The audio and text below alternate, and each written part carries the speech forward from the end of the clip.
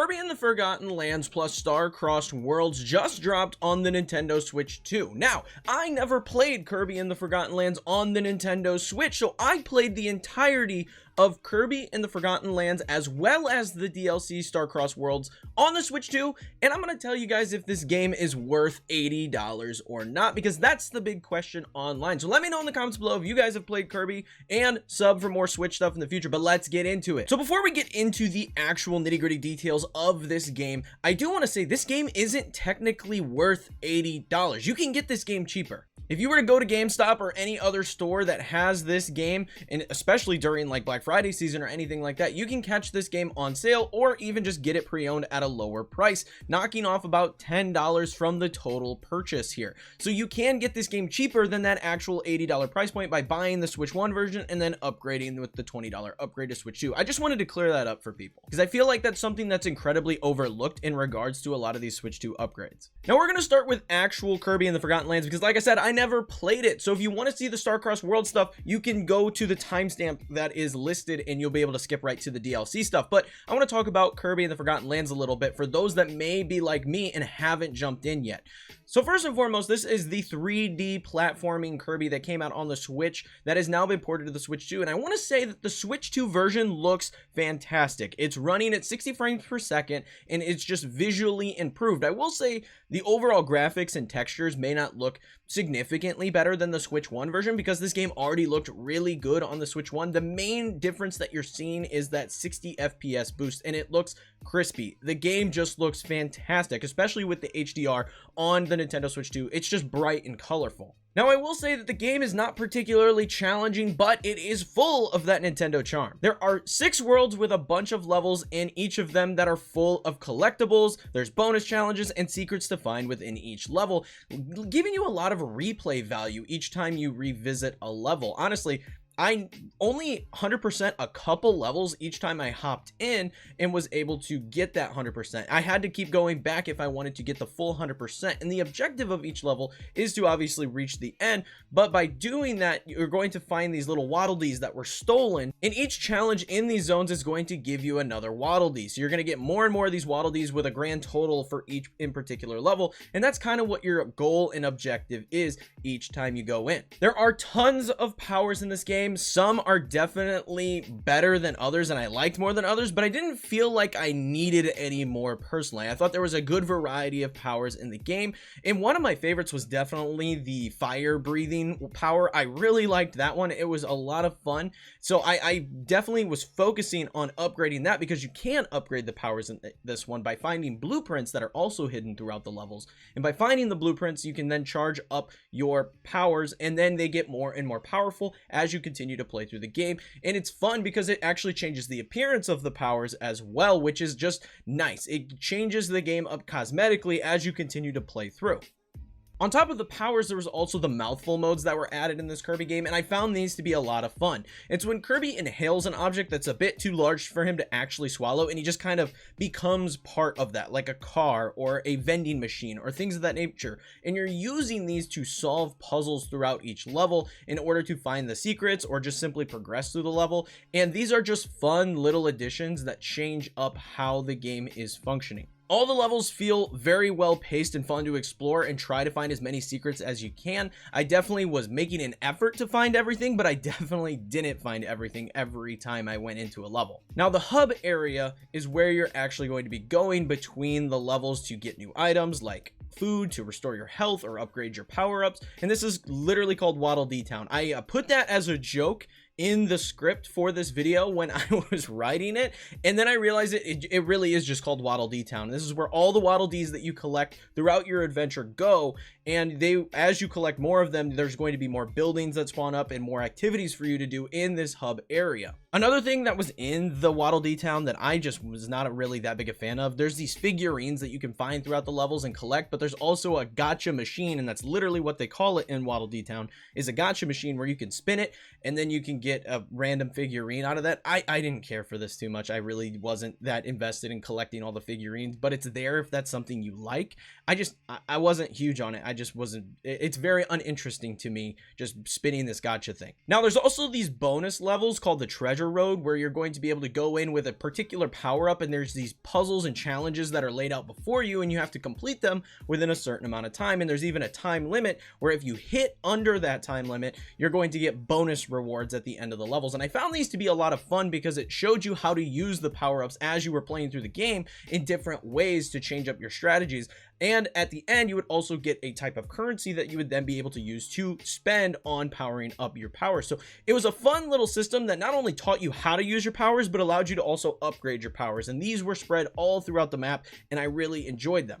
Now, I don't want to spend too much time talking about Forgotten Lands because I'm sure a lot of people have already played it, but like I said, this game wasn't particularly challenging, and that extends to the bosses. And the bosses in this game are well designed. I thought they were fun bosses to take down. However, much like Donkey Kong Bonanza, they weren't all that difficult. I was able to take them down fairly easily and had no problems. I would say they're definitely a touch more difficult than the Donkey Kong Bonanza bosses that I was literally just taking out in 10 seconds.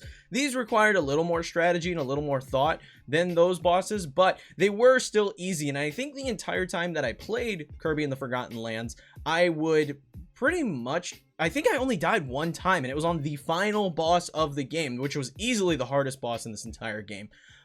I think that was the only time I died at all playing this entire game. So this game is not particularly challenging, but I don't really think it needed to be. It did what it wanted to do very, very well. So now that we've got the base game out of the way for those that are interested in it, let's talk about the DLC, which is the $20 upgrade for this particular game. Now, the big bonus for the DLC is you don't actually have to have beaten the game in order to access this DLC. You only have to progress through like the first world in Kirby and the Forgotten Lands, which was really nice because that meant that as I was playing through the game, I was able to complete all the Kirby and the Forgotten Land levels and then go back and complete the Star-Crossed World levels right after. So I was able to kind of compare and contrast the levels as I was playing through the game for the first time, which I think gives me a different perspective than a lot of other people. And the basic premise of the DLC is that a meteor falls from the sky and you investigate it to find a Waddle Dee with an absolutely sick hat. And you learn that the meteor is called the Star of Darkness, and you must collect the star crystals that are called Starries, I guess,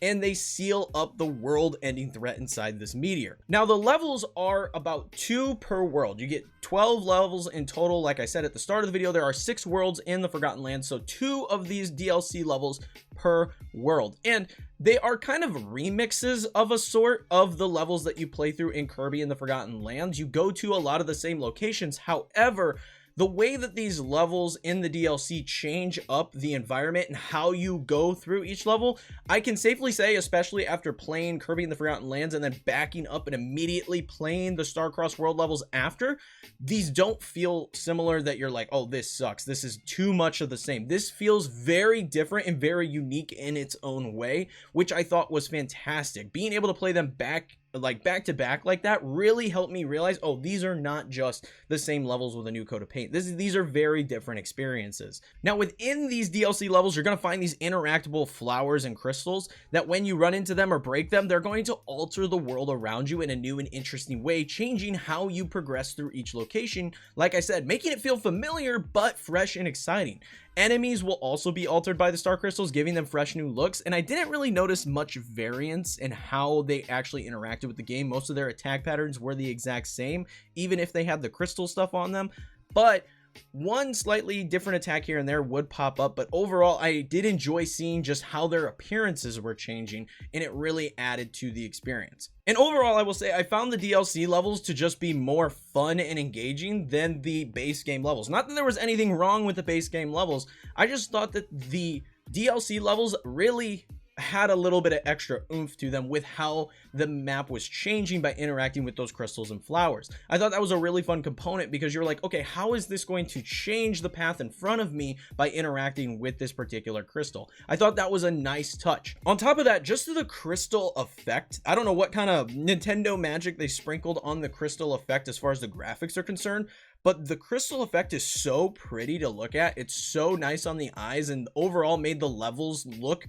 so much cooler and so much better. I really liked the whole crystal theme and sparkly theme that they went for with this DLC. It just looked fantastic. Now, I will say that the goal of each of these new levels is pretty much the same, but instead of collecting the Waddle Dees that you collected in Forgotten Lands, you're going to be collecting the Starries in these, but you're still going to be finding the secrets throughout the level that are going to get you additional Starries that are, again, will reach a grand total for each individual level. So it's very similar as far as the finding secrets and stuff goes. You're just collecting those Starries instead of the Waddle Dees. The other thing I want to say about the Starcross World levels is that I feel like they are definitely a touch more difficult than the base game levels. I thought they had just a hint more challenge to them. Nothing that made it like a significant change, like made this game actually challenging. It was just something that I was like, oh, these are actually a little bit tougher than the last time I played through this particular section of the game. So I thought that was a nice touch, that these were just a hair more challenging, because this game can be very easy. The one thing I thought was just a little bit of a miss was that there were no new powers added, no new swap powers added in the DLC, and I thought that was a little bit of an interesting decision. It makes sense because no new enemies were added in the DLC. It was just the same enemies with like crystals on their head, so it makes sense that there were no new powers added. It was just a little bit kind of weird. I didn't find myself wanting any new powers, and probably because I played this game for the first time, so I was still experimenting with the powers that I had just been introduced to in the earlier sections of the game. So for me personally, I didn't find myself wanting new powers, but I could definitely see a scenario where somebody who had already played this game would be interested in having new swap powers. Now, the one thing they did add was some new mouthful modes. So on top of all the stuff that was in the base game that will be revisited in the DLC levels, you also got access to a handful of new ones. And the new ones in question are going to be the spring, allowing you to jump to incredible heights, allowing you to solve puzzles in new and different ways. The gear, which allows you to cling to a wall, and I really liked the gear because it felt like it had a lot of weight to it. It felt very punchy every time you turned and like clicked into the wall. I really liked that aspect. On top of that, it felt like it had the most depth of any of the mouthful modes, where you really had to be on your A game to like jump it to another wall and then click in. It felt really solid. I like how this one played the most probably out of all the mouthful modes in the game.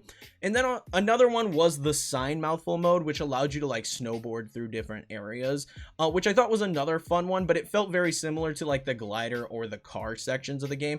And I won't say any of these felt worse than any of the previous ones. I think they were all about on par with how fun the other mouthful modes were, but it was nice to see them return to the previous mouthful modes that were in the base game and use them in different ways than they did in the base game. They came up with some new puzzles for the original mouthful modes while also adding these new mouthful modes, so I thought that was a lot of fun. The other thing with the DLC is it does add some additional currency. There's like these little star pieces instead of the coins that you were collecting in the base game, and really the only thing that you can do with these star pieces is more gacha stuff. So for me personally, like I said in the base review, I didn't care about the gacha stuff, so I didn't really interact with the currency all that much in this particular DLC. I just wasn't that big a fan of the gacha mechanic in this game, so the currency was something I didn't go out of my way to collect while playing through the DLC. Now, another thing that they did not include in the DLC that I thought was interesting was there was no new big boss. There was no new big enemy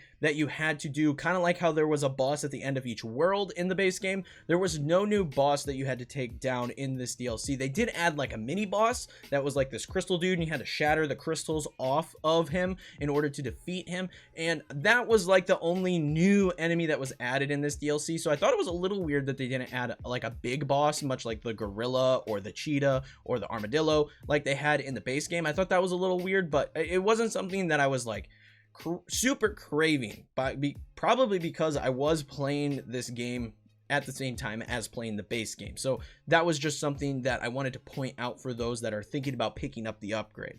Now, before I get a ton of comments saying that there is a boss in the DLC, what I mean is there's not a brand new boss. This is an older boss that kind of repeats a lot of the models and stuff of the older bosses. There's a couple new moves and mechanics of the boss fight, but it is an older boss that they just kind of updated for the DLC. So there's no new shiny boss. That's mainly the point I was making there. Now, overall playtime for the DLC was probably, if I had to guess, anywhere from like 3 to 4 hours, and that playtime will vary just depending on how quickly you are 100%ing those levels, if that's something you're going for. If you're not going for the 100%, probably around that 3-hour mark, but if you're going for that 100%, it could take you 4 to 5 hours, I would say, to do that. I personally, I think I only 100% one of the levels while I was playing through the DLC, so I definitely have a lot more to go back and uncover and explore in each of these levels, which it will be fun because, like I said, these levels are super pretty to look at. I really like how the DLC levels are designed. So I definitely am excited to go back and 100%. But yeah, depending on how you play this game, if you're just trying to get through the levels and experience them versus trying to 100% them, your playtime's definitely going to vary. So all in all, is this game worth $80? Now, if you are like myself and you didn't have this game already, if you didn't have Kirby and the Forgotten Lands and you're trying to play through and experience this, there is a lot of stuff to enjoy in this game. I will say that I feel like for what I spent on this game, I think it's worth that price point, because I think of it this way. Kirby and the Forgotten Lands, that's a $60 title because of the amount of content that's there and all the mini games that you can do in Waddle Dee Town and 100%ing the levels. There's a lot of levels to go through and there's a lot of challenges to complete in each of the levels. There's all the treasure road stuff that you could do. There's a lot of content there for me to break down. For $60, that feels very solid. Now, as far as the Starcross Worlds DLC is concerned, is it worth that $20 upgrade that pushes it to the $80? Well, again, you can pick this game up on sale or pre-owned for the Switch 1 and upgrade it for cheaper. But if you already have the game, is it worth $20? I think so. I liked these levels more than the base game levels. They added a lot of new fun interactions in this between the mouthful modes and just interacting with the crystals that changed how the world looked around you. That was just a lot of fun. The design of the levels I thought was more interesting than the base game levels. And like I said, it ranges from 3 to 5 hours of content depending on how you're actually playing through the levels. So for me personally, I've bought indie games that are fairly short, 3 to 5 hour experiences that are around that $20 price point. And I thought those games were worth it. So for me personally, $20 for the experience that I got out of this, I think it's really solid. I personally think it is worth it. If you enjoyed Kirby and the Forgotten Lands and you're looking for more of that experience, then this is definitely worth the price point. But that is going to be it for my review of Kirby and the Forgotten Lands plus Starcross Worlds. That is a mouthful to say. I just want to preface that. I think Nintendo's going for records this generation of how many words they can fit on the box for a Nintendo Switch 2 game, because they are pushing it with Mario Party and Kirby, I'll tell you what. But I enjoyed my time with both of these games, and I definitely think it's worth picking up. Again, you can get it cheaper if you got the pre-owned version and then upgrade it. Just saying, you can do that. Definitely worth checking that aspect out. But like I said, that's it. Let me know your thoughts in the comments below. Did you pick this up? Have you enjoyed it? Are you planning to pick it up? Let me know all that fun stuff, but leave a like, comment, and subscribe because it helps me out, helps the video out, and helps the channel out immensely. But until next time, peace.